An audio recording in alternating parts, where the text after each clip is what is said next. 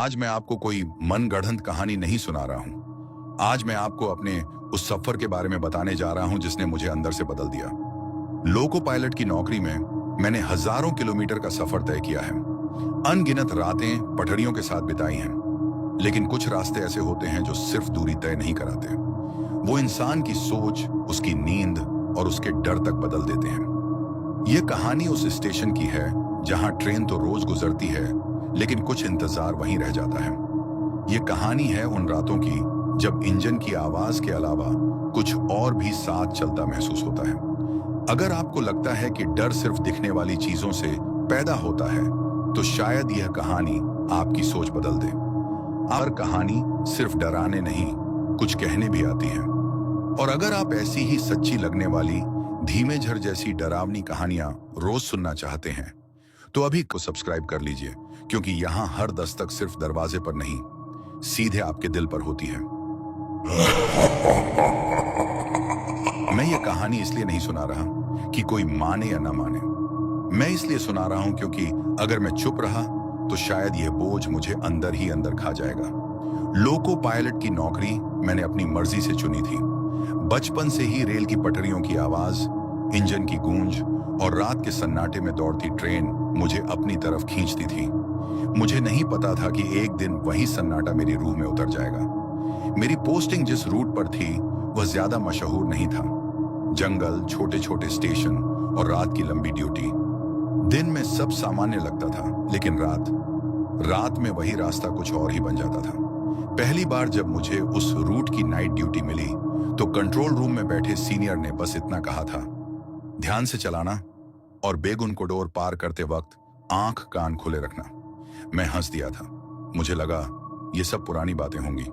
Railway में काम करते हुए लोग अक्सर कहानियां बना लेते हैं। मैंने भी बहुत सुनी थी।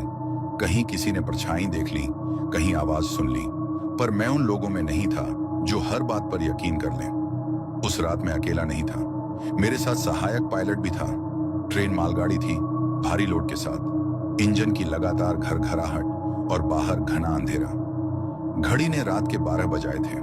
जैसे जैसे ट्रेन जंगल के अंदर बढ़ रही थी, मोबाइल नेटवर्क गायब हो चुका था। रेडियो सेट से कंट्रोल रूम की आवाज भी कभी कभी कट रही थी। बाहर देखने पर सिर्फ पटरियां दिखती थीं, दो चमकती लकीरें जो अंधेरे को चीरती हुई आगे बढ़ रही थीं। तभी सहायक पायलट ने धीरे से कहा, सर, अगला स्टेशन वही है। मैंने पूछा, कौन सा? वो कुछ सेकंड चुप रहा, फिर बोला, बेगुन कोडोर। नाम सुनते ही मुझे कंट्रोल रूम वाले की बात याद आ गई। मैंने खिड़की से बाहर देखा। हवा अचानक ठंडी लगने लगी थी। इंजन के अंदर सब ठीक था, फिर भी सीने में एक अजीब सा दबाव महसूस हुआ। स्टेशन अभी दूर था, लेकिन आसपास का माहौल बदलने लगा था। जंगल घना हो गया था। हवा में कोई अजीब सी गंध थी, जैसे बारिश से पहले की मिट्टी, लेकिन यहाँ बारिश नहीं थी। मैंने खुद को समझाया, थकान है बस। तभी मुझे लगा जैसे किसी ने मुझे नाम लेकर बुलाया हो। मैं चौंका। तुमने कुछ कहा? मैंने सहायक पायलट से पूछा। वह हैरानी से मेरी तरफ देखने लगा। नहीं सर, मैं तो चुप था। मैंने कुछ नहीं कहा। इंजन की स्पीड कम कर दी। आगे सिग्नल लाल था। ट्रेन धीरे धीरे रेंगने लगी। जैसे ही हेडलाइट की रोशनी आगे पड़ी, मुझे कुछ दिखा। पटरी के पास कोई खड़ा था। पहले तो लगा कोई जानवर होगा, लेकिन अगले ही पल दिल जोर से धड़क उठा।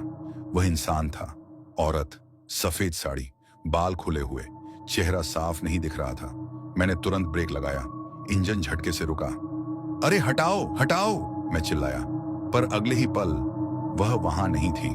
ऐसे गायब हुई जैसे कभी थी ही नहीं। सहायक पायलट की सांस तेज हो चुकी थी। सर, आपने भी देखा ना? मैं कुछ सेकंड तक कुछ बोल ही नहीं पाया, फिर धीरे से कहा, हाँ। हम दोनों खामोश थे। ट्रेन फिर से चल पड़ी। स्टेशन अब सामने था। प्लेटफॉर्म वीरान, कोई लाइट नहीं, कोई आवाज नहीं, बस हवा की सरसराहट। जैसे ही ट्रेन स्टेशन पार करने लगी, मेरे सीने में अचानक भारीपन महसूस हुआ। सांस लेने में दिक्कत, हाथ पसीने से भीग गए। तभी फिर वही आवाज आई, इस बार बिल्कुल पास से, रुको। मेरे कानों में जैसे किसी ने फुसफुसा कर कहा हो। मैंने ट्रेन की स्पीड और कम कर दी। पीछे देखा, कोई नहीं था, पर एहसास ऐसा था जैसे कोई हमारे साथ चल रहा हो। दिख नहीं रहा था, लेकिन मौजूद था। स्टेशन पीछे छूट चुका था, पर मन वहीं अटका हुआ था। उस रात ड्यूटी खत्म हो गई, लेकिन मेरे अंदर कुछ शुरू हो चुका था। एक सवाल जो बार बार दिमाग में गूंज रहा था, अगर वह सिर्फ वहम था तो हमने दोनों ने उसे एक साथ कैसे देखा? और ये तो बस शुरुआत थी।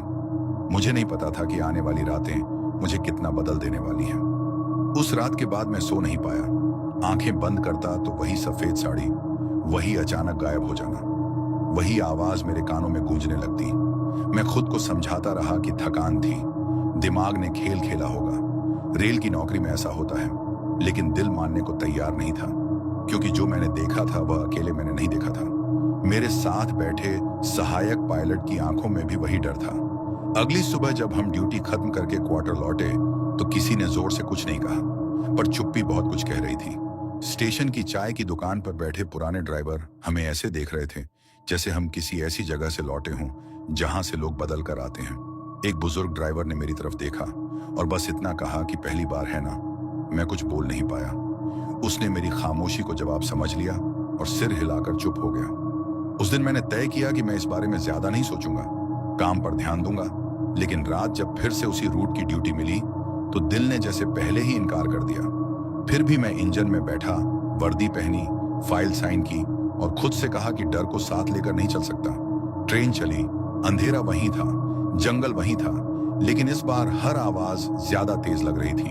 हर मोड़ पर नजर अपने आप बाहर चली जाती थी, जैसे कुछ ढूंढ रही हो। सहायक पायलट चुप था। शायद वह भी वही सोच रहा था जो मैं सोच रहा था। जैसे जैसे बेगुन को डोर पास आ रहा था, मेरे अंदर एक अजीब सी बेचैनी बढ़ रही थी। सीने में हल्का हल्का दर्द, सांस की रफ्तार बदलना, पसीना, सब कुछ बिना वजह होने लगा। मैंने पानी पिया, खिड़की खोली, ठंडी हवा आई, लेकिन राहत नहीं मिली। स्टेशन की सीमा में घुसते ही इंजन की आवाज मुझे भारी लगने लगी, जैसे ट्रेन नहीं, कोई बोझ मेरी आत्मा पर चढ़ गया हो। प्लेटफॉर्म फिर से खाली था, लाइटें जल रही थीं, लेकिन उजाला नहीं था। अचानक मुझे लगा जैसे प्लेटफॉर्म के आखिरी सिरे पर कोई खड़ा है।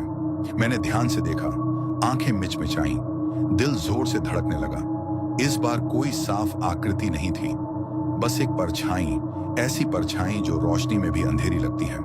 सहायक पायलट ने धीमी आवाज में कहा कि सर, मुझे कुछ ठीक नहीं लग रहा। और उसी पल रेडियो सेट में तेज आवाज आई, लेकिन कंट्रोल रूम की नहीं, जैसे किसी ने बीच में कुछ फुसफुसाया हो। शब्द साफ नहीं थे, पर लहजा वही था, वही गुजारिश, वही रुकने की मांग। मैंने स्पीड कम नहीं की। मैंने खुद से कहा कि अगर इस बार रुका तो यह डर मेरी आदत बन जाएगा। ट्रेन स्टेशन पार कर गई, लेकिन जैसे ही आखिरी डिब्बा प्लेटफॉर्म से आगे निकला, मेरे शरीर में अचानक ठंड दौड़ गई। ऐसा लगा जैसे किसी ने पीछे से मेरा नाम लिया हो, बहुत धीरे, बहुत पास से। मैंने शीशे में देखा, मेरी ही परछाई थी, लेकिन वह परछाई कुछ पल के लिए मेरी हरकतों से अलग चलती दिखी। मैंने झटके से सिर घुमाया। सहायक पायलट मुझे ही देख रहा था। उसकी आंखें फैली हुई थीं। उसने कहा कि सर, आपने अभी पीछे देखा ना? मैंने कुछ नहीं कहा। ट्रेन आगे बढ़ती रही, लेकिन मेरे अंदर कुछ टूट चुका था। उस रात के बाद मैंने महसूस किया कि बेगुना कोडोर सिर्फ एक स्टेशन नहीं है, वह एक एहसास है जो इंसान के साथ चिपक जाता है। ड्यूटी खत्म होने के बाद भी नहीं जाता। अगले दिनों में मुझे छोटे छोटे झटके लगने लगे। कभी नाम सुनाई देता, कभी लगता कोई पास खड़ा है, कभी खाली इंजन में भीड़ का शोर सुनाई देता। मैंने डॉक्टर को दिखाया, उसने थकान कहा, दवा दी, लेकिन दवा उस एहसास को नहीं रोक पाई, क्योंकि वह बीमारी नहीं था, वह याद थी, वह जगह थी। और मुझे धीरे धीरे समझ आने लगा था कि जिसने एक बार बेगुना कोडोर को रात में महसूस कर लिया, वह उससे पूरी तरह कभी बाहर नहीं निकल पाता। और मुझे यह भी नहीं पता था कि जो आने वाला है वह इन सब से कहीं ज्यादा करीब, ज्यादा निजी और ज्यादा डरावना होने वाला है। उसके बाद के दिन मेरे लिए दिन जैसे थे ही नहीं। सब कुछ रात में बदल गया था। आंख खुली हो या बंद, दिमाग उसी पटरी पर चलता रहता जहां सफेद साड़ी कुछ पल के लिए दिखी थी और फिर हवा में घुल गई थी। मैं काम पर जाता, लोगों से बात करता, हंसने की कोशिश करता, लेकिन अंदर कहीं कुछ लगातार जागता रहता, जैसे कोई मुझे देख रहा हो, बिना दिखे, बिना आवाज किए, बस मौजूद रहकर। अगली ड्यूटी जब लगी तो मैंने तारीख देखी, समय देखा, रूट देखा, सब सामान्य था। बस एक फर्क था, इस बार सहायक पायलट बदल दिया गया था। नया लड़का था, अभी अभी ट्रेनिंग पूरी करके आया था। उसकी आंखों में उत्साह था, वही उत्साह जो कभी मेरी आंखों में हुआ करता था। उसने मुझसे कहा कि सर, पहली नाइट ड्यूटी है, थोड़ा नर्वस हूं। मैंने मुस्कुराकर कहा कि सब ठीक रहेगा, लेकिन मन में कहीं कुछ कस गया। ट्रेन चली, इंजन की आवाज वही थी, पटरियों की लय वही, लेकिन मुझे ऐसा लग रहा था जैसे ये लय किसी और की सांसों से मिल रही हो। रास्ते में मैंने जानबूझकर बाहर कम देखा, रेडियो पर कंट्रोल रूम से हल्की फुल्की बातें की, खुद को व्यस्त रखा। लेकिन जैसे ही उस स्टेशन की सीमा पास आने लगी, मुझे बिना देखे ही पता चल गया। शरीर ने पहले प्रतिक्रिया दी, दिमाग बाद में, दिल की धड़कन तेज, हथेलियां गीली, गला सूखा। मैंने पानी उठाया, घूंट लिया, लेकिन पानी जैसे नीचे ही नहीं उतरा। सहायक पायलट ने पूछा कि सर, सब ठीक है ना? मैंने हाँ में सिर हिलाया। झूठ बोलना उस पल आसान लगा। स्टेशन की लाइटें दूर से दिखीं, वही पीला उजाला जो रोशनी कम और परछाई ज्यादा बनाता है। जैसे जैसे ट्रेन आगे बढ़ी, मुझे लगा प्लेटफॉर्म पर कोई बैठा है। बेंच पर सिर झुकाए मैंने ध्यान से देखा, आंखें मिचमिचाई। बेंच खाली थी, लेकिन एहसास खाली नहीं था। ऐसा लग रहा था जैसे अभी अभी कोई उठा हो और पीछे कुछ छोड़ गया हो। हवा अचानक तेज हो गई। खिड़की से अंदर घुसती ठंड ने मेरी रीढ़ में सिहरन भर दी। उसी पल सहायक पायलट ने बहुत धीमे से कहा कि सर, आपने सुना? मैंने पूछा क्या? वह बोला, किसी के चलने की आवाज प्लेटफॉर्म पर, जबकि वहां कोई नहीं है। मैं कुछ बोलता उससे पहले इंजन के पीछे से एक हल्की सी खटखटाहट सुनाई दी, जैसे किसी ने धातु पर उंगलियों से थपथपाया हो। मैंने शीशे में पीछे देखने की कोशिश की, लेकिन कुछ साफ नहीं दिखा। ट्रेन रुकने वाली नहीं थी और मैं इस बार रुकना नहीं चाहता था। मैंने स्पीड बनाए रखी। स्टेशन पीछे छूटता गया, लेकिन आवाज नहीं गई। खटखटाहट अब फुसफुसाहट में बदल गई थी। शब्द साफ नहीं थे, पर लहजा जाना पहचाना था, जैसे कोई बहुत पास आकर बहुत धीरे बोल रहा हो। सहायक पायलट ने अपने कानों पर हाथ रख लिया। उसकी सांस तेज हो गई। उसने कहा कि सर, यहाँ कुछ गलत है। मैंने उससे कहा कि बाहर मत देखो, बस सामने देखते रहो। ट्रेन आगे बढ़ती रही, लेकिन जैसे ही स्टेशन पूरी तरह पीछे छूटा, अचानक सब शांत हो गया। इतनी शांति कि इंजन की आवाज भी दूर लगने लगी। कुछ सेकंड तक ऐसा लगा जैसे हम किसी खाली जगह में तैर रहे हों। फिर अचानक रेडियो में कंट्रोल रूम की आवाज आई, बहुत सामान्य, जैसे कुछ हुआ ही ना हो। सहायक पायलट ने राहत की सांस ली, लेकिन मेरी राहत अधूरी थी, क्योंकि मुझे महसूस हो रहा था कि जो वहां था वह स्टेशन पर नहीं रुका, वह हमारे साथ आगे भी चला है। उस रात ड्यूटी खत्म होने के बाद मैं देर तक इंजन में ही बैठा रहा। उतरने का मन नहीं हुआ, क्योंकि मुझे डर था कि जैसे ही मैं अकेला होऊंगा, वह एहसास फिर लौट आएगा। और उसी पल मुझे पहली बार यह ख्याल आया कि शायद यह सब सिर्फ स्टेशन की बात नहीं है। शायद वह किसी जगह से बंधा नहीं है। शायद वह उन लोगों से बनता है जो उसे देख लेते हैं, जो उसे महसूस कर लेते हैं। और यह सोच मेरे लिए उस सफेद साड़ी से भी ज्यादा डरावनी थी, क्योंकि अगर ऐसा है तो इससे भागने का कोई रास्ता नहीं था। उस रात के बाद मेरे भीतर एक अजीब सा ठहराव आ गया था, जैसे डर ने भागना छोड़ दिया हो और चुपचाप बैठ गया हो। मैं दिन में सामान्य दिखने की कोशिश करता, घर में बच्चों की बातें सुनता, पत्नी के सवालों का आधा जवाब देता, लेकिन भीतर कहीं कुछ लगातार जागता रहता। कोई ऐसा जो सोता नहीं था, जो हर सन्नाटे में अपनी मौजूदगी दर्ज करा देता था। अगली ड्यूटी से पहले मैंने खुद को समझाया कि अब और नहीं, यह सब दिमाग का खेल है, थकान है, लगातार नाइट शिफ्ट का असर है। लेकिन जब इंजन की चाबी घुमाई और मशीन ने सांस ली, तो मुझे लगा जैसे किसी ने बहुत पास से मेरी कलाई पकड़ ली हो। छूना नहीं था, बस एहसास था, ऐसा एहसास जो ठंडी हवा से भी ठंडा होता है। ट्रेन चली, रात वही थी, पर मुझे लग रहा था कि मैं वही इंसान नहीं रहा जो पहले था। बाहर अंधेरा था, भीतर रोशनी, लेकिन दोनों के बीच की दीवार पतली हो चुकी थी। रास्ते में छोटे छोटे स्टेशन आए, सब सामान्य, कहीं कोई अजीब आवाज नहीं, कहीं कोई परछाई नहीं। और यही सामान्यपन मुझे और बेचैन कर रहा था, क्योंकि मैं जानता था कि यह शांति टिकाऊ नहीं है। बेगुनकोडोर की सीमा जैसे ही पास आई, हवा फिर से बदल गई। इंजन के शीशे पर जमी नमी में मेरी परछाई दिखी, पर कुछ पल के लिए वह मेरी नहीं लगी, जैसे उसमें मेरी आंखें थीं ही नहीं। मैंने पलकें झपकाईं, खुद को संभाला और सामने देखा। प्लेटफॉर्म पर लाइटें जल रही थीं। लेकिन रोशनी जमीन तक नहीं पहुंच रही थी, जैसे कोई उसे बीच रास्ते में रोक लेता हो। ट्रेन धीमी हुई। उस पल मुझे लगा कि प्लेटफॉर्म के किनारे कोई बैठा है, बहुत पास, इतना पास कि अगर हाथ बढ़ाऊं तो छू सकूं। लेकिन जब मैंने देखा, वहां सिर्फ एक खाली बेंच थी।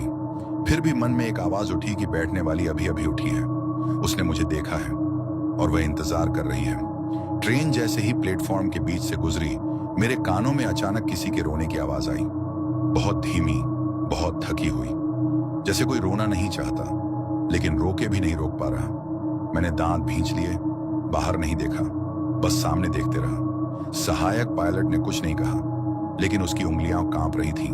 मैंने महसूस किया, आवाज अब पीछे से आ रही थी, फिर दाईं तरफ से, फिर बिल्कुल सिर के पास से, जैसे कोई चल रहा हो बिना कदमों की आवाज किए, और हर कदम के साथ रोना थोड़ा साफ होता जा रहा था। ट्रेन स्टेशन पार कर चुकी थी, फिर भी वह आवाज गई नहीं, उल्टा और पास आ गई। उसी पल रेडियो सेट अपने आप चालू हुआ, बिना कॉल के। उसमें कोई शब्द नहीं थे, बस वही रोने की ध्वनि, खुरदुरी, टूटी हुई। मैंने रेडियो बंद किया, फिर चालू हुआ।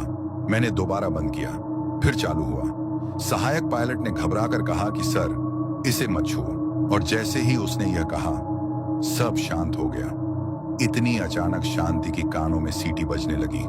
मैंने शीशे में देखा, इस बार कोई परछाई नहीं थी, लेकिन मुझे यकीन था कि वह गया नहीं है, वह बस चुप हुआ है। ड्यूटी खत्म होने के बाद मैं सीधे घर नहीं गया। क्वार्टर के पास की पटरियों के किनारे कुछ देर खड़ा रहा। मुझे नहीं पता क्यों, शायद यह देखने के लिए कि डर वहीं रहता है या मेरे साथ चलता है। हवा चली, दूर कहीं ट्रेन की सीटी सुनाई दी, और उसी हवा के साथ मुझे फिर वहीं ठंडा एहसास हुआ, जैसे कोई बहुत पास खड़ा हो, बिना शरीर के, बिना चेहरा दिखाए।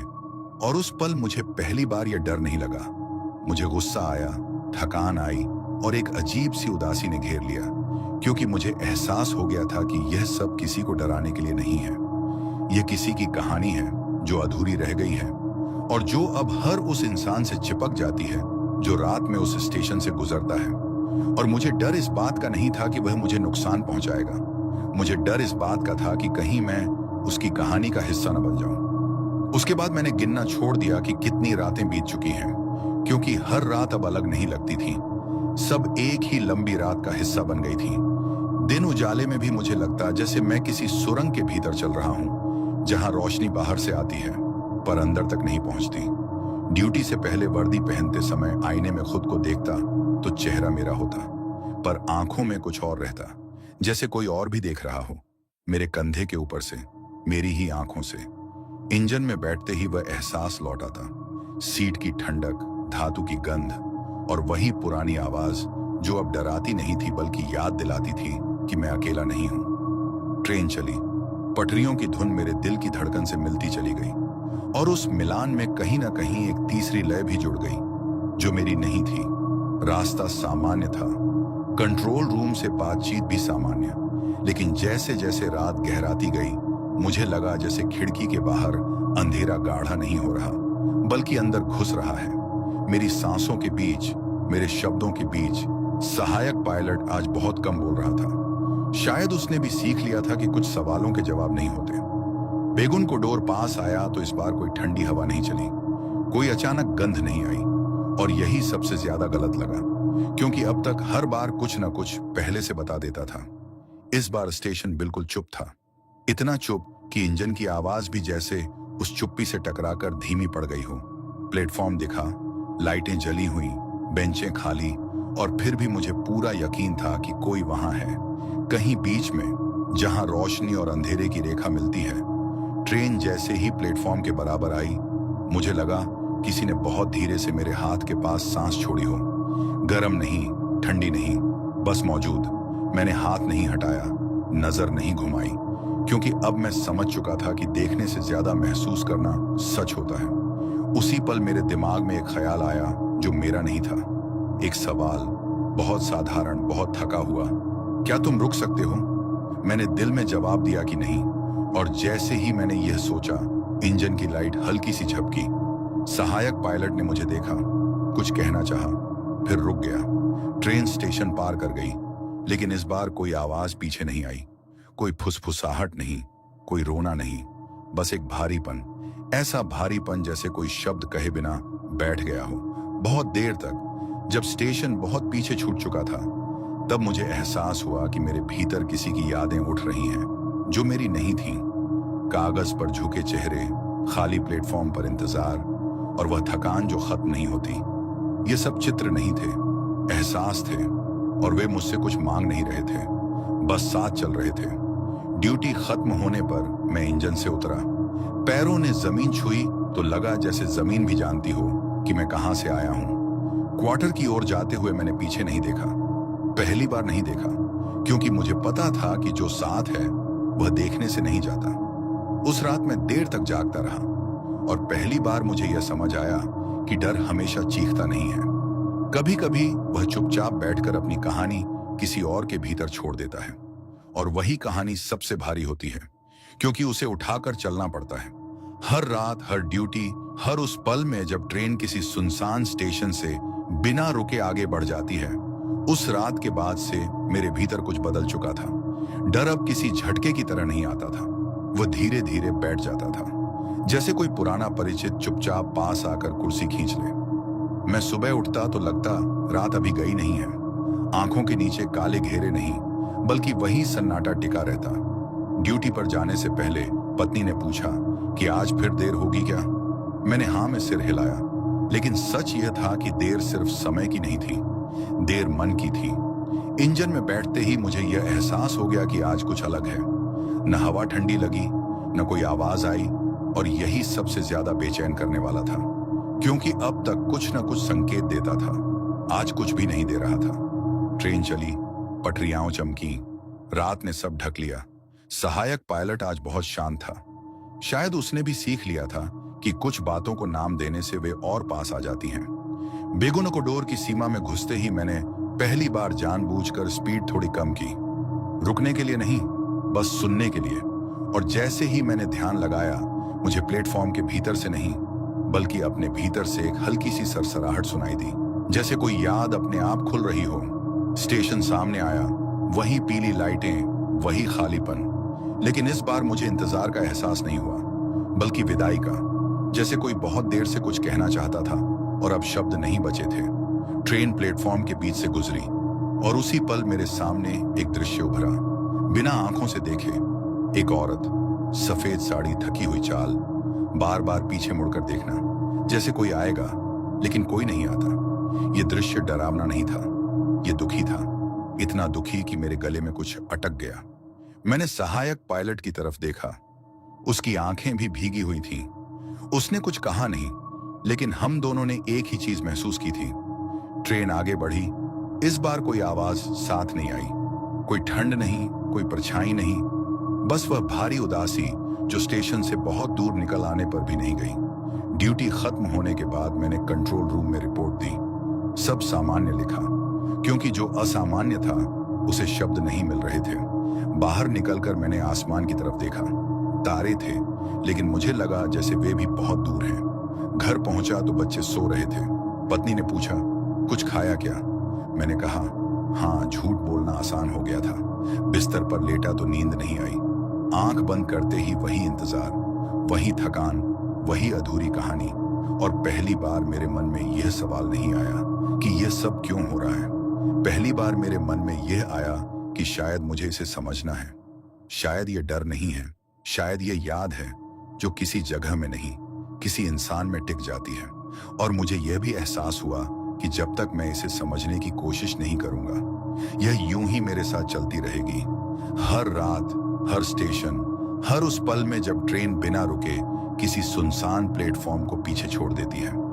उसके बाद की रातें एक जैसी नहीं रही, लेकिन उनमें फर्क ढूंढना भी मुश्किल था, क्योंकि अब डर सामने से नहीं आता था, वह भीतर से उठता था। जैसे कोई बहुत पुरानी याद जो अचानक किसी गंध, किसी आवाज, किसी खामोशी से जाग जाती है।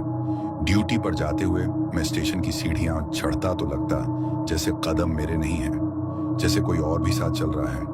इंजन के केबिन में बैठते ही वह एहसास लौट आता। अब बिना इजाजत, बिना चेतावनी ट्रेन चली। पटरियों की लय में अब मुझे सिर्फ धातु की आवाज नहीं सुनाई देती थी, बल्कि उनके बीच की खाली जगह भी सुनाई देने लगी थी। वही खाली जगह जहां आवाज नहीं होती पर कुछ मौजूद रहता है। सहायक पायलट आज नया नहीं था, पुराना और अनुभवी था। उसने मुझे देखा और बस इतना कहा कि आज चेहरा कुछ भारी लग रहा है। मैंने मुस्कुराने की कोशिश की, लेकिन मुस्कान अधूरी रह गई। रास्ता आगे बढ़ता गया, जंगल, सन्नाटा, दूर दूर तक कोई रोशनी नहीं। और इसी बीच मुझे अचानक एहसास हुआ कि मैं सांसें गिन रहा हूं, जैसे डर हो कि कहीं वे कम न पड़ जाएं। बेगुन को डोर आने से पहले ही मेरे अंदर एक अजीब सी बेचैनी उठी, लेकिन इस बार उसमें घबराहट नहीं थी, उसमें तैयारी थी, जैसे मन खुद को किसी मुलाकात के लिए तैयार कर रहा हो। स्टेशन की पहली लाइट दिखी और उसी पल मुझे ऐसा लगा जैसे किसी ने बहुत दूर से मेरा नाम पुकारा हो। आवाज साफ नहीं थी, बस पहचान थी। ट्रेन प्लेटफॉर्म के करीब आई और मैंने देखा कि बेंच पर कोई बैठा है। इस बार कोई भ्रम नहीं था, आकृति साफ थी, सीधी बैठी, हाथ गोद में रखे, सिर थोड़ा झुका हुआ। सफेद साड़ी प्लेटफॉर्म की धूल को छू रही थी। दिल जोर से धड़का, लेकिन हाथ ब्रेक पर नहीं गया। मैंने ट्रेन नहीं रोकी, मैंने बस देखा, और उस देखने में कोई डर नहीं था, सिर्फ एक अजीब सी पहचान थी, जैसे किसी पुराने चेहरे को अचानक भीड़ में देख लेना। ट्रेन आगे बढ़ी और जैसे ही केबिन उसकी बराबरी में आया, मुझे लगा उसने सिर उठाया है। चेहरा अभी भी साफ नहीं दिखा, लेकिन आंखों की जगह एक गहराई थी, बहुत गहरी, बहुत थकी हुई। सहायक पायलट ने मेरी तरफ देखा, उसकी आंखें फैल चुकी थीं। उसने कुछ कहना चाहा, लेकिन शब्द नहीं निकले। ट्रेन स्टेशन पार कर गई और इस बार वह आकृति गायब नहीं हुई। वह पीछे रह गई, लेकिन उसका एहसास नहीं गया। वह एहसास मेरे सीने में बैठ गया, जैसे कोई बोझ नहीं, बल्कि कोई कहानी जो कहीं नहीं गई थी। आगे का रास्ता शांत था, कोई आवाज नहीं, कोई परछाई नहीं, लेकिन मन भारी था, इतना भारी कि सांस लेते समय लगता जैसे हवा भी किसी और की है। ड्यूटी खत्म होने के बाद मैंने पहली बार किसी से बात करने की सोची, लेकिन शब्द गले में अटक गए, क्योंकि मैं यह नहीं बता सकता था कि जो मैंने देखा वह डरावना नहीं था, वह अकेला था, और यह स्वीकार करना मेरे लिए आसान नहीं था। उस रात बिस्तर पर लेटे हुए मुझे नींद आई, बहुत हल्की, बहुत टूटी हुई, और सपने में मैंने खुद को उसी प्लेटफॉर्म पर खड़ा देखा। सफेद साड़ी वाली आकृति मेरे सामने नहीं थी, लेकिन मैं जानता था कि वह पास ही है, बिना दिखे, बिना बोले, और सपने में भी मुझे डर नहीं लगा। मुझे बस ये एहसास हुआ कि कुछ कहानियां इसलिए डरावनी लगती हैं क्योंकि वे अधूरी रह जाती हैं, और शायद अब वह कहानी मुझसे पूरी होने की उम्मीद कर रही थी। और यह सोच मेरे लिए उस परछाई से भी ज्यादा भारी थी, क्योंकि इसका मतलब था कि यह सफर अभी खत्म नहीं हुआ है। उस सपने के बाद मैं जब उठा तो कुछ देर तक यह तय ही नहीं कर पाया कि मैं अपने कमरे में हूं या अभी भी उसी प्लेटफॉर्म पर खड़ा हूं। आंखें खुली थीं, लेकिन मन कहीं और अटका हुआ था। खिड़की से आती सुबह की रोशनी मुझे अजनबी लगी, जैसे वह भी किसी और दिन की हो। मैं उठकर बैठा, सिर भारी था, लेकिन दर्द नहीं था, बस एक बोझ जैसा जो दिखाई नहीं देता, पर हर हरकत में साथ चलता है। नहाते समय पानी की धार कंधों पर गिरती रही, और मुझे लगा जैसे वह बोझ थोड़ी देर के लिए हल्का हो गया हो, लेकिन जैसे ही पानी बंद किया, वह फिर वापस आ गया। ड्यूटी पर जाने का समय हुआ तो मैंने पहली बार महसूस किया कि मैं डर के कारण नहीं, बल्कि किसी और वजह से हिचक रहा हूं। जैसे मैं जानता हूं कि आज रात कुछ होने वाला है और मैं उससे बचना नहीं चाहता। इंजन में बैठते समय मैंने केबिन को बहुत ध्यान से देखा। हर लीवर, हर मीटर, हर शीशा, सब वैसा ही था, लेकिन हवा में कुछ बदला हुआ था। ट्रेन चली, रास्ता वही, सन्नाटा वही, पर भीतर का शोर अलग था। सहायक पायलट आज चुप था। शायद उसे भी कुछ महसूस हो रहा था, या शायद उसने सीख लिया था कि कुछ एहसास शब्दों से बिगड़ जाते हैं। बेगुन को डोर आने से बहुत पहले ही मुझे लगा जैसे समय धीमा हो गया है। सेकंड लंबे लगने लगे। इंजन की आवाज खिंचती चली गई और मेरे भीतर एक अजीब सी शांति उतरने लगी। ऐसी शांति जो डर से नहीं आती, बल्कि स्वीकार से आती है। स्टेशन सामने आया। इस बार रोशनी मुझे साफ दिखी। प्लेटफॉर्म की दरारें, बेंच के कोने, सब कुछ बहुत स्पष्ट था, और उसी स्पष्टता में मैंने महसूस किया कि कोई वहां है, लेकिन मैंने उसे देखने की कोशिश नहीं की। मैंने बस उसकी मौजूदगी को जगह दी। ट्रेन प्लेटफॉर्म के बीच से गुजरी और उसी पल मेरे भीतर शब्द उभरे, बिना आवाज के, बिना भाषा के, बस अर्थ के रूप में। इंतजार बहुत लंबा हो गया है। यह कोई फरियाद नहीं थी, यह एक थकी हुई सच्चाई थी। मेरे हाथ स्टीयरिंग पर थे, आंखें सामने, लेकिन मन कहीं और सुन रहा था। मैंने धीमी सांस ली और पहली बार भीतर ही भीतर जवाब दिया, मैं सुन रहा हूं। और जैसे ही मैंने यह सोचा, केबिन का बोझ हल्का हो गया। ट्रेन आगे बढ़ी, स्टेशन पीछे छूट गया। लेकिन इस बार कोई खालीपन नहीं था, बल्कि एक अजीब सी गर्माहट थी, ऐसी जैसे कोई बहुत देर बाद किसी की बात सुन ली हो। ड्यूटी खत्म होने पर मैंने महसूस किया कि थकान सामान्य है, वही थकान जो काम के बाद होती है, डर वाली नहीं। घर पहुंचा तो बच्चों की हंसी सुनाई दी, और वह हंसी इस बार मुझे चुभी नहीं, बल्कि थोड़ी देर के लिए सब कुछ सही लगने लगा। लेकिन रात को जब मैं लेटा, नींद आने से पहले वही एहसास फिर लौटा, बहुत हल्का, बहुत शांत, जैसे कोई बस यह देखना चाहता हो कि मैं सच में सुन रहा हूं या नहीं। और उसी पल मुझे समझ में आया कि यह कहानी अब सिर्फ देखने या महसूस करने की नहीं है, यह समझने की है। और समझना शायद सबसे कठिन हिस्सा होने वाला है, क्योंकि जब आप किसी के इंतजार को समझ लेते हैं तो आप उससे मुंह नहीं मोड़ सकते। और मुझे पता था कि अगली रातें मुझे और करीब ले जाने वाली हैं, उस जगह के, उस कहानी के, और शायद उस सच के भी, जिसे जानने के बाद कोई इंसान पहले जैसा नहीं रहता। उस रात के बाद मैं पहली बार ड्यूटी से लौटकर बिना भारी मन के सो पाया। नींद गहरी नहीं थी, लेकिन सच्ची थी, जैसे शरीर ने मान लिया हो कि भागने से कुछ नहीं बदलता। सुबह उठा तो सिर हल्का लगा, मगर दिल में एक सवाल बैठा हुआ था, ऐसा सवाल जो आवाज नहीं करता, बस मौजूद रहता है। ड्यूटी लिस्ट देखी तो वही रूट फिर सामने था, और इस बार उसे देखकर सीने में कसाव नहीं आया, बल्कि एक अजीब सी तैयारी महसूस हुई, जैसे कोई लंबी बातचीत अधूरी रह गई हो और आज उसे आगे बढ़ाना है। इंजन में बैठते समय मैंने आदतन शीशे में खुद को देखा। चेहरा थका हुआ था, लेकिन आंखों में डर नहीं था, उनमें इंतजार था। ट्रेन चली, पटरियों की आवाज अब मुझे अलग तरह से सुनाई देने लगी थी, जैसे वे सिर्फ रास्ता नहीं बता रही हूं, बल्कि यादें ढो रही हूं। सहायक पायलट आज देर से आया, हांफता हुआ। उसने कहा कि रास्ते में अजीब सा लग रहा था, जैसे कोई पीछे चल रहा हो। मैंने कुछ नहीं कहा, बस सिर हिला दिया, क्योंकि मैं जानता था कि वह एहसास शब्दों से छोटा पड़ जाएगा। रास्ता बढ़ता गया, जंगल की परछाइयां गहरी होती गईं, और उसी गहराई में मुझे लगा जैसे मेरे भीतर कोई दरवाजा धीरे धीरे खुल रहा है।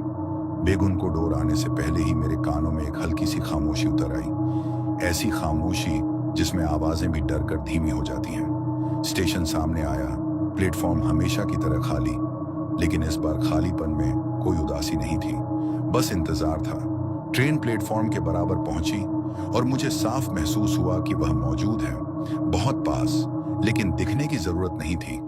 इस बार कोई दृश्य नहीं आया, कोई रोना नहीं, कोई फुसफुसाहट नहीं, बस एक भाव, बहुत पुराना, बहुत थका हुआ, जैसे किसी ने सालों से एक ही सवाल अपने भीतर घुमा रखा हो।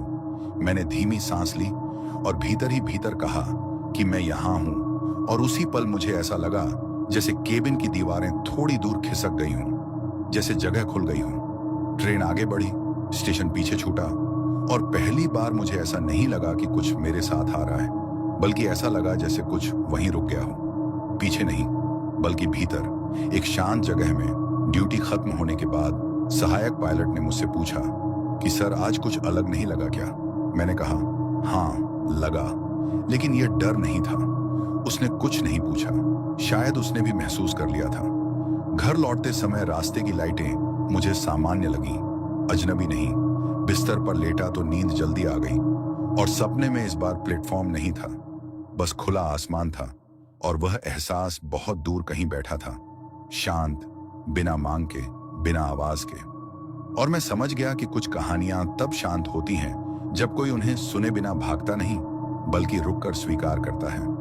लेकिन यह स्वीकार अंत नहीं था, यह बस एक पड़ाव था, क्योंकि कुछ सच धीरे धीरे सामने आते हैं, और मुझे महसूस हो रहा था कि जो सच है वह अभी पूरी तरह उजागर नहीं हुआ है, वह बस मुझे उसकी तरफ मोड़ रहा है।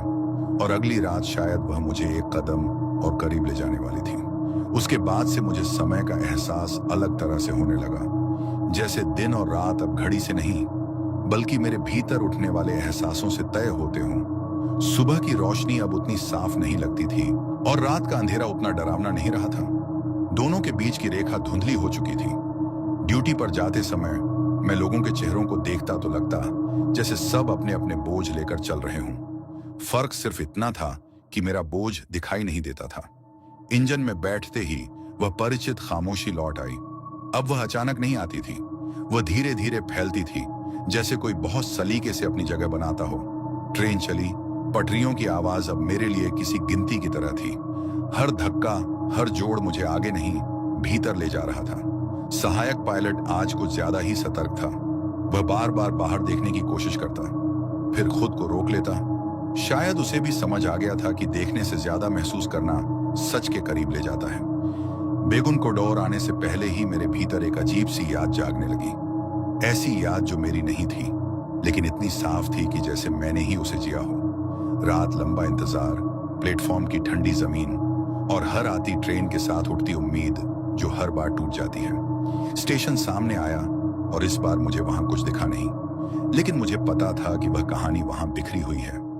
दीवारों में, पटरियों के बीच, हवा में, ट्रेन प्लेटफॉर्म के बीच से गुजरी और उसी पल मेरे भीतर शब्द उभरे, बहुत साफ, बहुत थके हुए, मैं यहां रह गई। ये कोई आरोप नहीं था, कोई शिकायत नहीं थी, बस एक स्वीकार था, जैसे कोई खुद को समझा रहा हो। मैंने अपनी सांस को थामा और भीतर ही भीतर जवाब दिया कि मैं समझ रहा हूं। और उस समझ के साथ ही मुझे महसूस हुआ कि वह बोझ थोड़ा और हल्का हो गया है। ट्रेन आगे बढ़ी, स्टेशन पीछे छूट गया और इस बार पीछे छूटने का एहसास अधूरापन नहीं था, बल्कि एक ठहराव था, जैसे किसी ने बहुत देर बाद बैठकर पानी पी लिया हो। ड्यूटी खत्म होने के बाद मैं देर तक इंजन में बैठा रहा। उतरने की जल्दी नहीं थी। बाहर की आवाजें लौट आई थीं, सामान्य, इंसानी, और यह सामान्यपन मुझे सुकून दे रहा था। घर पहुंचा तो पत्नी ने कहा कि आज तुम थके हुए नहीं लग रहे। मैंने कुछ नहीं कहा, क्योंकि कैसे बताता कि थकान अब किसी और तरह की हो गई है। रात को नींद आई बिना सपनों के, और यह मेरे लिए बहुत बड़ी बात थी। लेकिन सुबह उठते ही मुझे एहसास हो गया कि कहानी अभी खत्म नहीं हुई है, क्योंकि जब कोई सच धीरे धीरे खुलता है तो आखिरी परत सबसे देर से उतरती है, और मुझे लग रहा था कि वह परत अब बहुत करीब है। इतनी करीब कि अगली ड्यूटी शायद मुझे सिर्फ सुनने नहीं, बल्कि देखने के लिए मजबूर कर देगी। और यह विचार डरावना नहीं था, यह गंभीर था, जैसे कोई जिम्मेदारी जिसे अब टाला नहीं जा सकता था। उस दिन मैं ड्यूटी पर निकलते समय बहुत देर तक प्लेटफॉर्म पर खड़ा रहा। ट्रेन अभी आई नहीं थी, लोग आते जाते रहे, किसी ने मुझे देखा भी नहीं। और उसी अनदेखेपन में मुझे पहली बार यह एहसास हुआ कि इंतजार कैसा होता है। ऐसा इंतजार जिसमें आप किसी से कुछ मांगते नहीं, बस मौजूद रहते हैं। इंजन में बैठा तो हाथ अपने आप लीवर पर चले गए। शरीर को रास्ता याद था, मन किसी और दिशा में था। ट्रेन चली, पटरियों की लय अब मेरे भीतर गिनती नहीं कर रही थी, वह मुझे धीरे धीरे शांत कर रही थी। सहायक पायलट आज बहुत कम बोल रहा था। उसकी चुप्पी में सवाल थे, लेकिन उसने उन्हें बाहर नहीं आने दिया। शायद उसने भी सीख लिया था कि कुछ सवाल जवाब चाहते ही नहीं। रास्ता आगे बढ़ता गया। जंगल की गंध, रात की नमी, सब परिचित लगने लगा, और इसी परिचय में कहीं एक अनजान सा कोना भी था।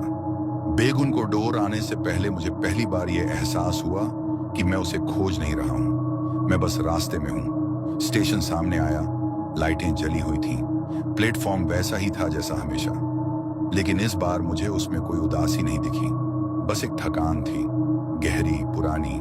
ट्रेन प्लेटफॉर्म के बीच से गुजरी और उसी पल मुझे लगा जैसे किसी ने बहुत पास आकर कुछ रखा हो। कोई बोझ नहीं, कोई डर नहीं, बस एक स्मृति जिसमें आवाज नहीं थी, लेकिन अर्थ था।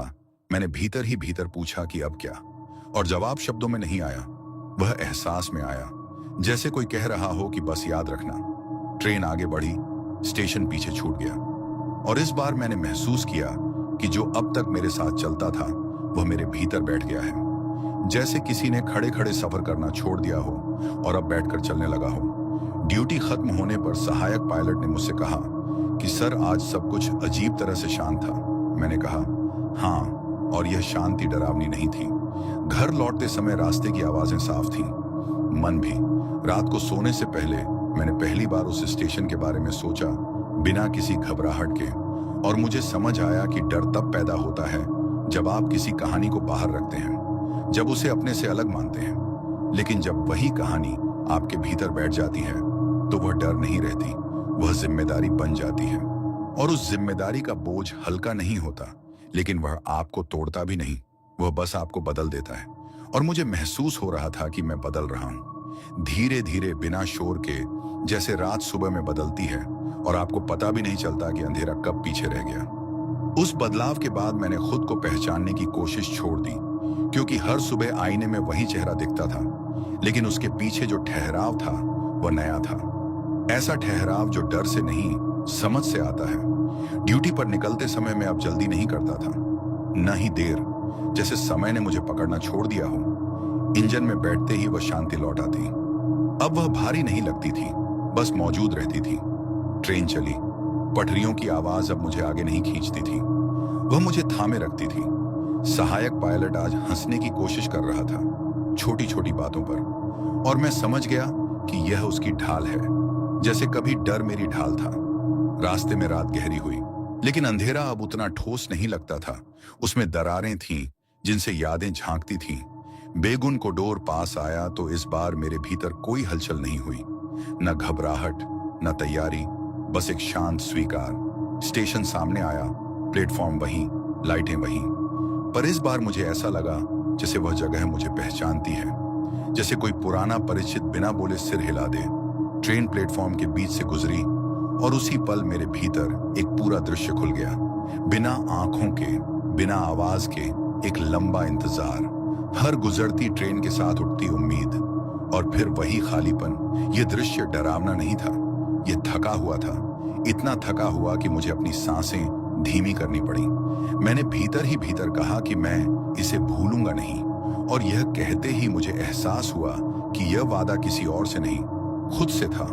ट्रेन आगे बढ़ी, स्टेशन पीछे छूट गया, और इस बार पीछे छूटने में कोई खालीपन नहीं था, बस एक सन्नाटा था जो सही जगह पर बैठ गया हो। ड्यूटी खत्म होने पर मैंने पहली बार स्टेशन की रिपोर्ट बुक में कुछ अतिरिक्त नहीं लिखा, न डर, न शांति, बस वही जो था।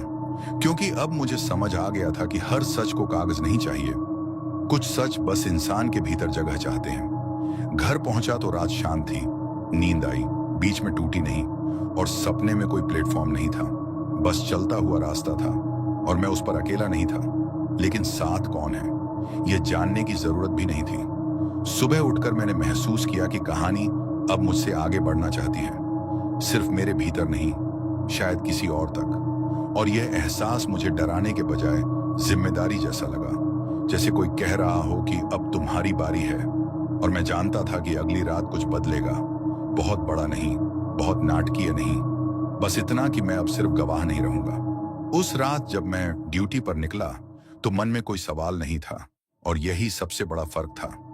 पहले हर सफर एक सवाल बनकर शुरू होता था, अब वह एक जिम्मेदारी की तरह शुरू हो रहा था। इंजन में बैठते ही मुझे यह महसूस हुआ कि मैं किसी अनजाने से मिलने नहीं जा रहा, बल्कि किसी जाने पहचाने के पास लौट रहा हूं। ट्रेन चली, पटरियों की आवाज अब गिनती नहीं रही, वह मेरे भीतर एक स्थिर लय बन चुकी थी। सहायक पायलट आज बहुत सहज था, उसने बिना वजह एक पुराना गीत गुनगुनाया, और उस गुनगुनाहट में डर नहीं था, बस थकान थी। रास्ते में अंधेरा गहरा हुआ, लेकिन मुझे ऐसा लगा जैसे अंधेरे ने अब मुझे ढकना छोड़ दिया है, वह बस साथ चल रहा है। बेगुन कोडोर पास आया तो पहली बार मेरे भीतर किसी तरह की तैयारी नहीं हुई, न सांसें तेज हुई, न हथेलियां भीगी, बस एक ठहराव आया। ऐसा ठहराव जैसे आप किसी घर के दरवाजे पर खड़े हों और घंटी बजाने से पहले एक पल रुकें। स्टेशन सामने आया, प्लेटफॉर्म की लाइटें जली हुई थीं, लेकिन इस बार रोशनी ने परछाइयां नहीं बनाई थीं, सब कुछ अपनी जगह पर था। ट्रेन प्लेटफॉर्म के बीच से गुजरी, और उसी पल मुझे लगा जैसे किसी ने बहुत पास आकर मेरे साथ कदम मिलाए हों, बिना छुए, बिना बोले, और इस साथ में कोई बोझ नहीं था, बस एक भरोसा था। मेरे भीतर एक वाक्य उभरा, बहुत शांत, बहुत साफ, अब कोई इंतजार नहीं है। यह वाक्य डराने वाला नहीं था, यह मुक्त करने वाला था। ट्रेन आगे बढ़ी, स्टेशन पीछे छूट गया, और इस बार मैंने यह नहीं सोचा कि कुछ पीछे रह गया है या कुछ साथ आया है। मुझे बस यह महसूस हुआ कि जो कहानी अधूरी थी उसने चलना सीख लिया है। ड्यूटी खत्म होने पर सहायक पायलट ने मुझसे कहा कि सर, आज रास्ता छोटा लगा। मैंने हाँ में सिर हिलाया, क्योंकि जब बोझ हल्का हो जाए तो रास्ते सच में छोटे लगने लगते हैं। घर लौटकर मैंने बहुत देर तक खिड़की से बाहर देखा, रात शांत थी और उस शांति में कोई परछाई नहीं थी, कोई आवाज नहीं थी, बस हवा थी। और पहली बार मुझे यह एहसास हुआ कि डर हमेशा किसी मौजूदगी से नहीं आता। कभी कभी वह किसी कहानी के रुक जाने से आता है, और जब कहानी फिर से चलने लगती है तो डर अपने आप पीछे रह जाता है। मुझे नहीं पता था कि यह स्वर मुझे कहाँ ले जाएगा, लेकिन मुझे यह पता था कि अब मैं उससे मुंह नहीं मोड़ूंगा, क्योंकि कुछ रास्ते इंसान चुनता नहीं, वे इंसान को चुन लेते हैं। और एक बार चुन लेने के बाद उनसे ईमानदार रहना ही सबसे सही तरीका होता है। उसके बाद मैंने महसूस किया कि डर अब मेरे साथ सफर नहीं करता। वह मुझसे आगे पीछे नहीं चलता, वह बस कहीं दूर बैठ गया है, जैसे किसी ने उसे समझा दिया हो कि अब उसकी जरूरत नहीं रही। ड्यूटी पर निकलते समय पहली बार मन बिल्कुल खाली था, न कोई आशंका, न कोई तैयारी, बस वही रोजमर्रा की थकान और वही रास्ता। इंजन में बैठते ही मशीन की गर्मी मुझे परिचित लगी, जैसे किसी पुराने दोस्त की हथेली। ट्रेन चली और पटरियों की आवाज मुझे आगे नहीं खींच रही थी, वह मुझे थामे हुए थी। सहायक पायलट आज चुप नहीं था, उसने घर की बातें की, बच्चों की, बारिश की, और मैं सुनता रहा, क्योंकि पहली बार मुझे लगा कि सुनना ही काफी है। रात गहरी हुई, जंगल की परछाइयां फैली, लेकिन अब वे परछाइयां डर नहीं बनाती थीं, वे बस रात का हिस्सा थीं। बेगुन कोडोर पास आया तो मेरे भीतर कोई हलचल नहीं हुई, बस एक पहचान सी उठी, जैसे किसी मोड़ पर पहुंचकर आप जान लें कि यह वही जगह है जहां कभी रुके थे। स्टेशन सामने आया, प्लेटफॉर्म वैसा ही था, लेकिन इस बार उसमें खालीपन नहीं था, उसमें ठहराव था। ट्रेन प्लेटफॉर्म के बीच से गुजरी और उसी पल मुझे ऐसा लगा जैसे किसी ने बहुत दूर से सिर हिलाया हो, बिना बुलाए, बिना रोकने के, बस एक स्वीकार में। मैंने भीतर ही भीतर धन्यवाद कहा, शब्दों में नहीं, एहसास में।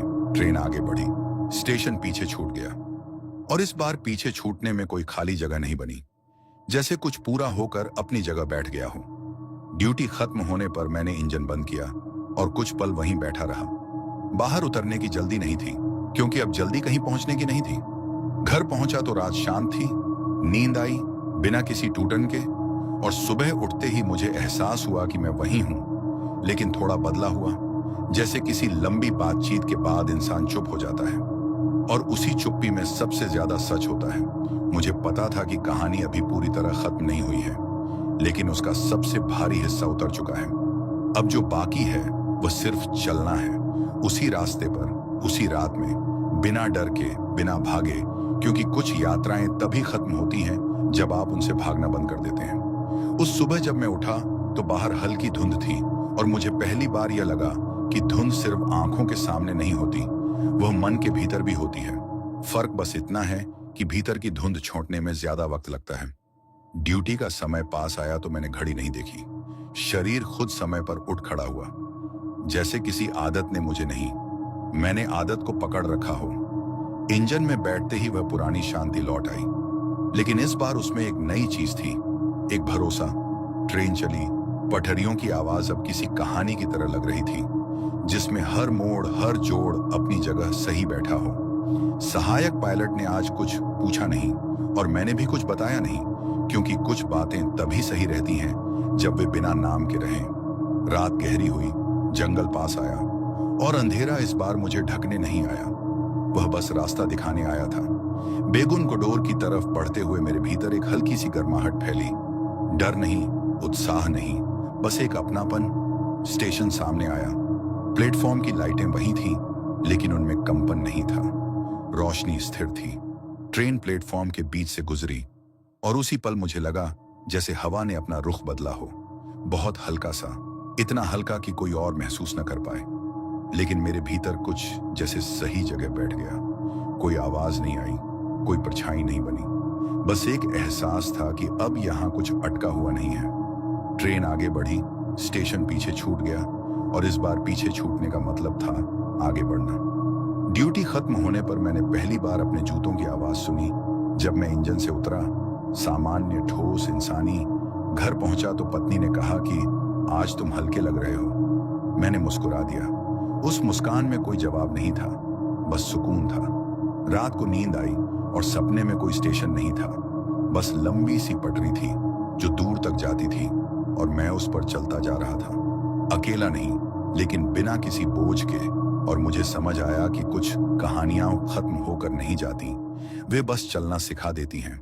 और इंसान जब चलना सीख लेता है तो रुकने का डर अपने आप पीछे रह जाता है। उस दिन के बाद से मेरी ड्यूटी एक काम नहीं रही, वह एक आदत भी नहीं रही, वो बस चलना बन गई। ऐसा चलना जिसमें कदम गिने नहीं जाते। सुबह उठते समय मन में कोई भार नहीं था, बस वही साधारण सी थकान जो जिंदा होने का सबूत होती है।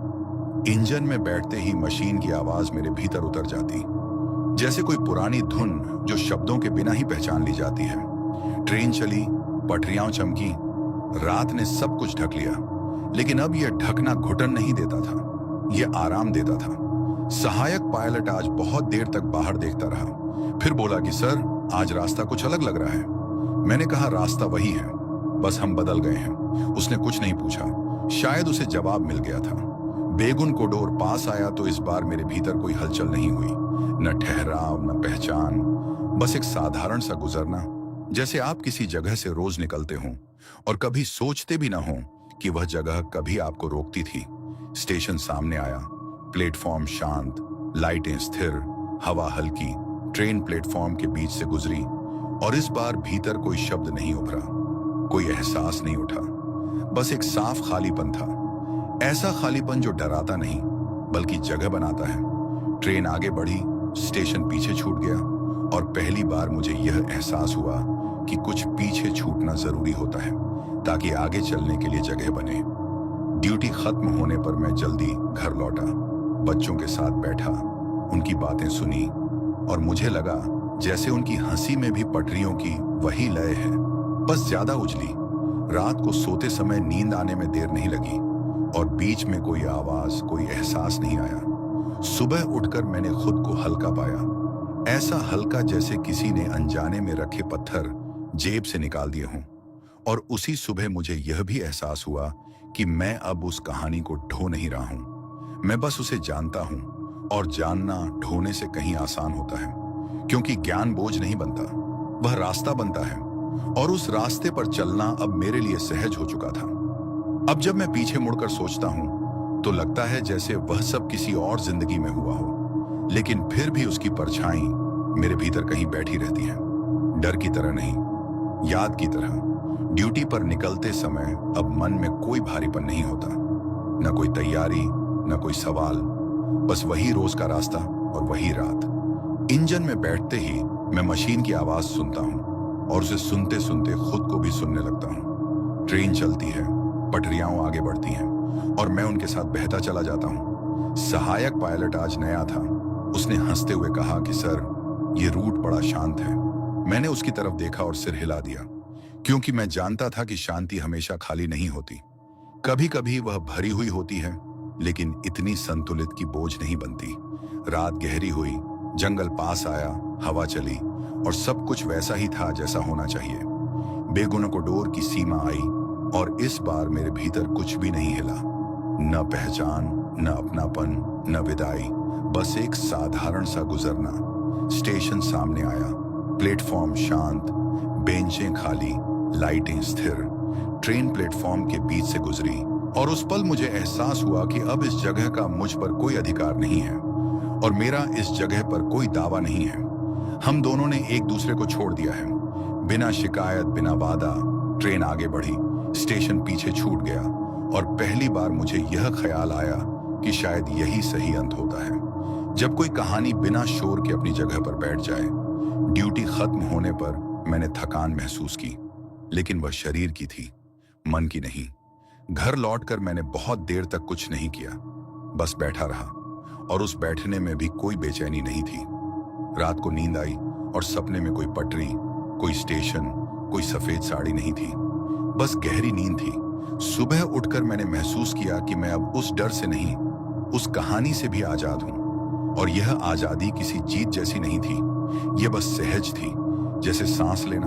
और मुझे लगा कि शायद यही वह बिंदु है जहां इंसान समझ पाता है कि हर अजीब अनुभव का मकसद डराना नहीं होता। कुछ अनुभव बस आपको थोड़ा और इंसान बनाने आते हैं और जब उनका काम पूरा हो जाता है तो वे चुपचाप चले जाते हैं। उस आजादी के बाद मैंने पहली बार यह महसूस किया कि डर का जाना किसी खालीपन को नहीं छोड़ता, वह बस जगह बनाता है। ऐसी जगह जहां इंसान खुद के साथ ठीक से बैठ सकता है। ड्यूटी पर निकलते समय अब मन में कोई कहानी नहीं चलती थी, कोई परछाई नहीं उभरती थी। बस वही रात, वही रास्ता और वही इंजन की गर्म सांस। ट्रेन चली तो पटरियों की आवाज मुझे बाहर नहीं ले गई, वह मुझे भीतर टिकाए रखी। सहायक पायलट आज खिड़की से बाहर देखता रहा। उसने कहा कि सर, आज हवा कुछ अलग है। मैंने कहा, हर दिन हवा अलग होती है, बस हम रोज उसे महसूस नहीं करते। रात आगे बढ़ी, जंगल आया और अंधेरा अब सिर्फ अंधेरा था। उसमें कोई अर्थ नहीं छुपा था। बेगुन कोडोर की सीमा पास आई और इस बार मेरे भीतर किसी भी तरह का संकेत नहीं हुआ, न पहचान, न स्मृति, न भाव। स्टेशन सामने आया, प्लेटफॉर्म वही था, लेकिन अब वह मेरे लिए किसी कहानी का हिस्सा नहीं था। वह बस एक जगह था। ट्रेन प्लेटफॉर्म के बीच से गुजरी और उस पल मुझे एहसास हुआ कि भीतर कहीं कोई खिड़की बंद हो चुकी है। धीरे से, बिना आवाज किए ट्रेन आगे बढ़ी। स्टेशन पीछे छूट गया और मेरे भीतर कोई हलचल नहीं हुई। यह साधारणपन मुझे अजीब नहीं लगा, बल्कि सुकून दे गया। ड्यूटी खत्म होने पर मैंने कंट्रोल रूम में हंसकर बात की। सामान्य बात, सामान्य शब्द और वही सामान्यता मेरे लिए सबसे बड़ा बदलाव थी। घर पहुंचा तो बच्चों ने स्कूल की बातें सुनाई, पत्नी ने अगले दिन की सूची बनाई और मैं उन सब के बीच मौजूद था, पूरी तरह, बिना कहीं अटके। रात को सोते समय मैंने कोई कहानी याद नहीं की, कोई दृश्य नहीं बुलाया और नींद आई, गहरी, शांत। सुबह उठकर मैंने महसूस किया कि अब मैं सिर्फ उस रूट का ड्राइवर नहीं हूं, मैं अपनी जिंदगी का भी ड्राइवर हूं। और यह एहसास किसी डर के जाने से नहीं, बल्कि समझ के आने से पैदा हुआ था। मुझे पता था कि अगला हिस्सा अंत की तरफ जाएगा, कोई धमाके के साथ नहीं, कोई रहस्य खोलकर नहीं, बस धीरे से, वैसे ही जैसे रात सुबह में बदलती है और आपको पता भी नहीं चलता कि अंधेरा कब पीछे रह गया। अब जब सब कुछ लगभग सामान्य लगने लगा था, तभी मुझे यह एहसास हुआ कि सामान्य होना भी एक तरह की परीक्षा है। क्योंकि इंसान जब लंबे समय तक किसी बोझ के साथ चलता है, तो बोझ के उतर जाने के बाद वह खुद को हल्का मानने से डरता है, जैसे कहीं वह फिर से लौट ना आए। ड्यूटी पर निकलते समय मैं इस डर को पहचान रहा था, उसे नाम दिए बिना। इंजन में बैठा तो वही रोज की आवाज, वही गर्मी, वही धातु की गंध, सब कुछ वैसा ही था। लेकिन मेरे भीतर एक सजगता थी, चौकसी नहीं, बस सजगता। ट्रेन चली, पटरियां आगे बढ़ी और मैं उनके साथ बहता रहा। सहायक पायलट आज कुछ ज्यादा बातूनी था। उसने अपने गांव की बातें की, बचपन की, और मैं सुनता रहा, क्योंकि पहली बार मुझे लगा कि ये साधारण बातें ही सबसे मजबूत रस्सियां होती हैं, जो इंसान को जमीन से बांधे रखती हैं। रात गहरी हुई, जंगल पास आया, हवा चली और सब कुछ ठीक था, बिल्कुल ठीक। बेगुन कोडोर की सीमा आई और इस बार मेरे भीतर एक हल्की सी पहचान जगी, डर की नहीं, बस स्मृति की, जैसे कोई पुरानी तस्वीर अचानक याद आ जाए। स्टेशन सामने आया, प्लेटफॉर्म शांत, लाइटें स्थिर। ट्रेन प्लेटफॉर्म के बीच से गुजरी और उसी पल मेरे भीतर एक बहुत हल्का सा एहसास उठा, जैसे किसी ने दूर से देखा हो और पहचान लिया हो। बिना बुलाए, बिना रोके, मैंने भी भीतर ही भीतर सिर हिला दिया। ये विदाई नहीं थी, ये मिलना भी नहीं था, ये बस ये मान लेना था कि जो था वह था और जो नहीं है वह अब नहीं है। ट्रेन आगे बढ़ी, स्टेशन पीछे छूट गया और पहली बार मुझे यह लगा कि पीछे छूटना और आगे बढ़ना अब एक ही बात हो गई है। ड्यूटी खत्म होने पर मैं इंजन से उतरा। रात की हवा चेहरे पर लगी और मुझे उसमें कोई कहानी नहीं मिली, सिर्फ ठंडक मिली। घर लौटकर मैंने बच्चों को सुलाया, पत्नी से थोड़ी देर बात की और जब सब सो गए तो मैं कुछ देर बालकनी में खड़ा रहा। शहर की आवाजें सुनी और मन में यह साफ हुआ कि इंसान को हर अनुभव से कुछ न कुछ छोड़कर आगे बढ़ना होता है। सब कुछ साथ ले जाने की जिद ही उसे थका देती है और मुझे पता था कि अब सिर्फ एक हिस्सा बचा है, आखिरी, जिसमें किसी डर को हराना नहीं है, किसी रहस्य को खोलना नहीं है, बस इस सफर को सही जगह पर रख देना है, ताकि जब मैं आगे चलूं तो पीछे कुछ अधूरा न रह जाए। उस आखिरी रात में ड्यूटी पर निकला तो मन में कोई इंतजार नहीं था, कोई आशंका नहीं थी, बस एक शांत सा भाव था, जैसे कोई लंबा सफर अपने आप समेटा जा रहा हो। इंजन में बैठते ही वही परिचित आवाजें मिली, वही लीवर, वही रोशनी, और मैंने महसूस किया कि अब यह सब मुझे पकड़ कर नहीं रखता, ये बस साथ चलता है। ट्रेन चली, पटरियां आगे बढ़ी और उस बढ़ने में कोई जल्दबाजी नहीं थी। सहायक पायलट शांत था, बाहर देखता रहा, कभी कभी गहरी सांस लेता, और मुझे लगा कि शायद वह भी अपनी ही किसी कहानी के आखिरी मोड़ पर चल रहा है। रात गहरी हुई, जंगल आया, हवा चली और अंधेरा अब सिर्फ अंधेरा था। न उसमें सवाल थे, न जवाब। बेगुन को डोर की सीमा पास आई और इस बार मेरे भीतर कुछ भी नहीं उठा, न स्मृति, न पहचान, न भाव। स्टेशन सामने आया, प्लेटफॉर्म वहीं था, बेंचें वहीं, लाइटें वहीं, लेकिन अब यह जगह मेरे लिए किसी कहानी का केंद्र नहीं थी। यह बस एक स्टेशन था। ट्रेन प्लेटफॉर्म के बीच से गुजरी और उस पल मेरे भीतर एक बहुत साधारण सा विचार आया, इतना साधारण कि पहले कभी ध्यान ही नहीं दिया था। हर जगह वही होती है जो हम उसे बना देते हैं। ट्रेन आगे बढ़ी, स्टेशन पीछे छूट गया और पहली बार मुझे यह महसूस हुआ कि कुछ भी मेरे साथ नहीं चला। न डर, न याद, न कहानी, सब अपनी अपनी जगह पर रह गए। ड्यूटी खत्म होने पर मैंने इंजन बंद किया, नीचे उतरा और जमीन पर खड़े होकर एक पल के लिए आंखें बंद की। हवा ने चेहरा छुआ, दूर कहीं किसी ट्रेन की सीटी सुनाई दी और वह सीटी मुझे डरावनी नहीं लगी, वह बस जिंदा होने की आवाज लगी। घर पहुंचा तो सब सो रहे थे। मैंने धीरे से दरवाजा बंद किया, कमरे में बैठकर कुछ देर यूं ही रहा और उस यूं ही रहने में कोई खालीपन नहीं था, बस एक पूरा चक्र था जो बिना शोर के पूरा हो गया था। अब अगर कोई मुझसे पूछे कि बेगुन कोडोर में सच में क्या था, तो मैं कोई भूत, कोई परछाई, कोई कहानी नहीं बताऊंगा। मैं बस इतना कहूंगा कि वहां एक इंतजार था और उस इंतजार को सुनने वाला चाहिए था, डर से नहीं, इंसानियत से। और जब वह सुन लिया गया तो सब कुछ अपने आप शांत हो गया। आज भी मैं उसी रूट पर ट्रेन चलाता हूँ, वही रात, वही पटरियां, वही स्टेशन। लेकिन अब मैं जानता हूं कि कुछ कहानियां डराने नहीं आती, वे बस यह याद दिलाने आती हैं कि हम कितने गहरे सुन सकते हैं। और जब हम सच में सुन लेते हैं तो सबसे डरावना सन्नाटा भी धीरे धीरे घर जैसा लगने लगता है।